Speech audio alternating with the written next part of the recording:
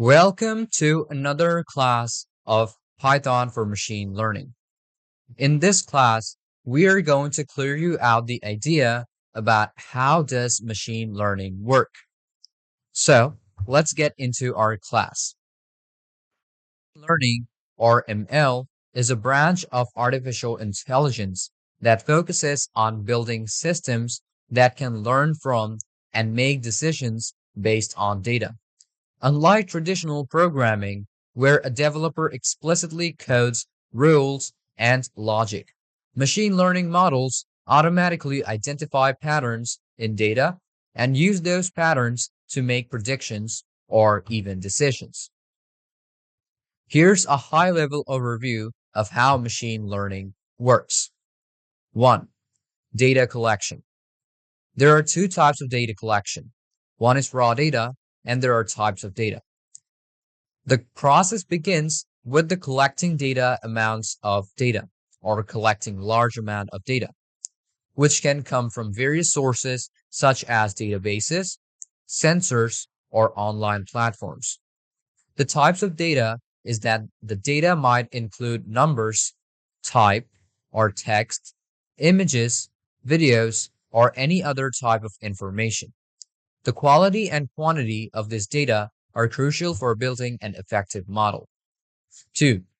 Data preparation. Cleaning. Data often contains noise, missing issues, or irrelevant information. Cleaning involves removing or correcting this. So sometimes you can see data is obviously time to time changed, and it is also removed at certain times when other words are seemed or termed more, let's say, relevant. So this is how data preparation is done. Normalization or scaling. Data values might need to be scaled to a specific range of improved model performance. So even when you are building yourself a software or even an application. So what it requires is a scaled or a specific range of data that needs to be done or that needs to be created to make an improving model or give the performance which will obviously improve day by day. Splitting data. The data is typically split into two main sets. A training set used to train the models and a test set used to evaluate it. 3. Choosing a model. Algorithms. Depending on the problem in an example like classification, regression, clustering, then different machines learning algorithms are selected. Common algorithms include decision tree, neural network, support vector machines, and also k-nearest neighbor. Supervised versus unsupervised. Supervised learning involves labeled data in example images with label like cats or dogs, where the model learns the relationship between input and also output. Let's talk about unsupervised learning works. With unlabeled data, where the model tries to find underlying pattern or grouping in the data. An example, clustering up. 4. Training the models. Learning process. The model is fed with the training data and it learns by adjusting its internal parameter to minimize errors. This adjustment is often done through optimization techniques like gradient descent. Loss function.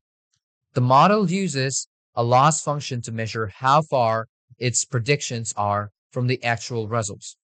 The goal is to minimize this specific loss. Evaluation. Testing. Once trained, the model is tested on unseen data, the test set to evaluate how well it generalizes to new data. Metrics. Common evaluation metrics include accuracy, precision, recall, F1 score, or mean squared error, which is known as MSE in short, depending on the problem. Now, there are going to be a couple of terms which are not going to be clear to you, but by classes, I'm going to open up every idea or everything that I've done and also what I understand, which will actually help you to understand it, even though if you are totally a beginner to it. 6. Hyperparameter tuning, optimization.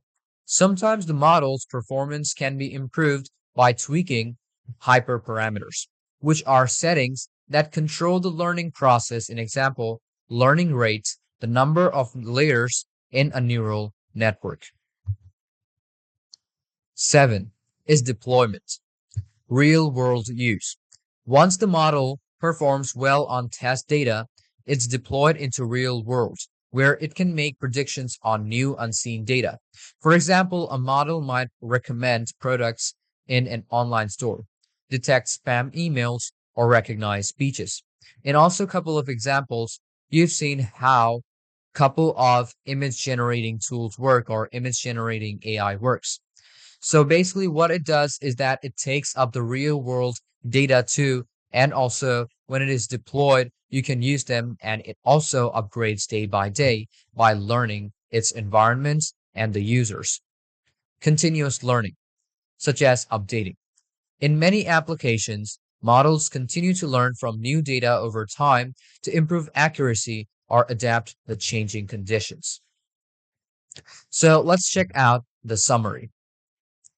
Machine learning allows computers to learn from data and make decisions with minimal human intervention. Training. A model involves feeding feeding it data, allowing it to learn patterns, and then testing its ability to generalize to new data. Evaluation and optimization are critical steps to ensure the model works effectively in the real world as an application. Machine learning has many applications, including image recognition, natural language processing, recommendation systems, and even more. Thank you for watching this video up till the very end and hope you understood about everything. If you still have any confusion or any question, then feel free to ask me anytime. I'm always there to help you out. But make sure not to skip any part because in these theoretical classes, I'm going to give you out the best idea which you need before starting Python for machine learning. So without any further ado, let's move on to our next class of Python for machine learning.